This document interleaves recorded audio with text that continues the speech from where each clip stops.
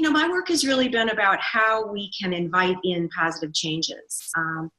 One of the things that we did is to interview masters from different world traditions, 60 masters who had expressed some ability to teach or to communicate with others about how we change in a positive way. And so we interviewed them. We did a thematic analysis of the content of our interviews and looked at what these different masters had in common. We also collected 2,000 surveys from people who weren't the people who had dropped out and lived in a cave for 10 years, but were really just average householders making their way. And in that process, we came up with a change model that really does help us to understand some of the steps that are necessary in order to bring about these life-affirming changes that can help us to be less reactive when we are confronted with different worldviews than our own, when we feel intolerant. How can we begin to harness those experiences and reactions in ways that are more life-affirming?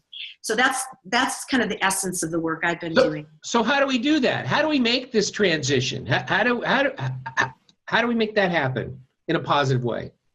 This change model that we created with my colleagues at the Institute of Noetic Sciences was based on the idea that people have some kind of catalyst. And it's often many little primers that lead to a moment where people realize the way I'm living isn't really working for me, or it's not complete, or there are, all these vast aspects of reality that I haven't been embracing.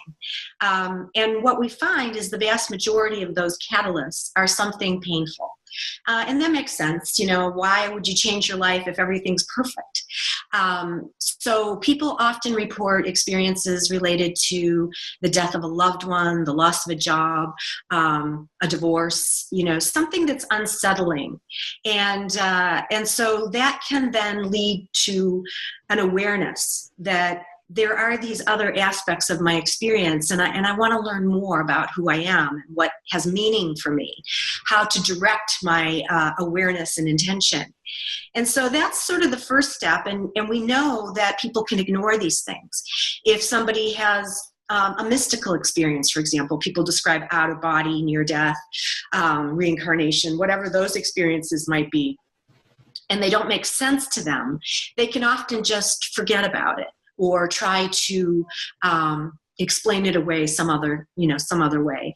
And so that's kind of the pitfall. You have these potentials for opening, and if you see it as a helpful thing for you, you can begin the process. And so that's just really the first step in this transformational journey.